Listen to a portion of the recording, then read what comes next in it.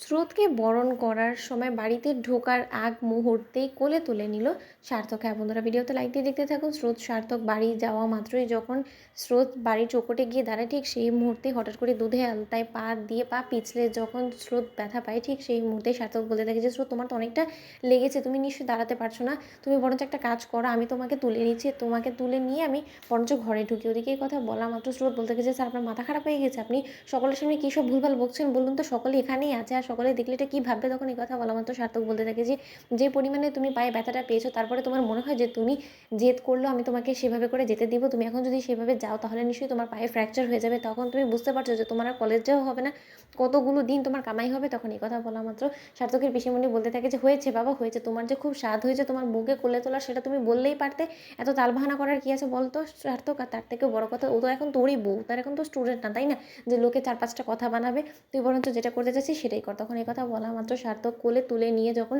স্রোতকে ঘরে নিয়ে যায়, ঠিক সেই মুহূর্তে স্রোত বলতে থাকে যে স্যার, কেন আমার ব্যথায় আপনি এতটা কষ্ট পান বলুন তো, কী এমন প্রয়োজন ছিল, আপনি তো চাইলে আজকে আমাকে সেখানে রেখে নিজে থেকে চলে আসলেও পারতেন, তাই না, আমি আমার মতো করে আমার ব্যথায় মলম লাগিয়ে নিতাম। তখন এই কথা বলা মাত্র সার্থক বলতে থাকে যে সব বিষয় একা সব কিছু করে নিতে পারবে সেই মেন্টালিটি রাখলে না যাই হোক না কেন জীবনে কোনোদিনও তুমি এগোতে পারবে না। তোমার সাপোর্টের জন্য তোমাকে সবসময় কাউকে না কাউকে অবশ্যই প্রয়োজন পড়বে, কারণ তুমি এখনও পর্যন্ত যথেষ্ট পরিমাণে ছোটো। তাই আর যাই হোক না কেন সব বিষয়ে নিজে পাকামো করাটা এবার বন্ধ করো। তুমি সকলের সামনে লজ্জা পাবে বিধায় যে তুমি নিজে পায়ে প্রেশার দিয়ে এরকম করে হেঁটে আসতে, তখন তুমি বুঝতে পারছো যে তোমার কতটা পায়ে ব্যথা হতো। আর তোমার এই পায়ের ব্যথাটা যদি বেড়ে যেত, তখন তোমার পরিবারের কাছে যে আমি কথাটা দিয়ে এসেছি, সেই কথাটা আমার কোথায় থাকতো বলো তো। তখন এই কথা বলা মাত্র স্রোত বলতে থাকে যে স্যার, কেন তো তালবাহানা করছেন বলুন তো, আমার ব্যথায় আপনার মোটেও সহ্য হয়নি বিধায় আপনি কাজটা করেছেন। তখন সার্থকের বাবা বলতে থাকে ওর পিসিমণিকে, দেখেছিস আজকে সার্থক কতটা যত্ন করে স্রোতের এই ব্যথাটা পাওয়া মাত্র স্রোতকে কোলে করে নিয়ে ঘরে গেল।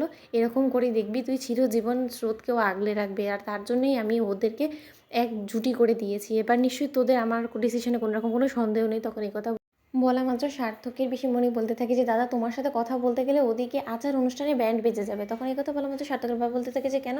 সার্থকের পিসিমণি বলতে থাকে যে বারে, আজকে জানো না, আজকে ওদের একে অপরের মুখ দেখা দেখি বন্ধ, কারণ আজকে ওদের কাল রাত্রি, আর কাল রাত্রিতে ওরা যদি একে অপরের মুখ দেখে ফেলে তাহলে বুঝতে পারছো ওদের কতটা অমঙ্গল হবে।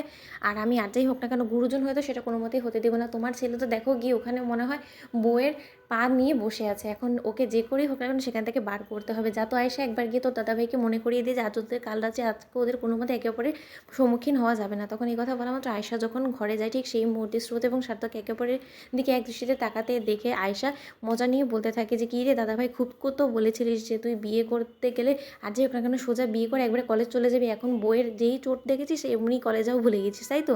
তো বন্ধুরা, ভিডিওটি ভালো লেগে থাকলে অবশ্যই লাইক এবং শেয়ার করে সাবস্ক্রাইব করতে ভুলো না।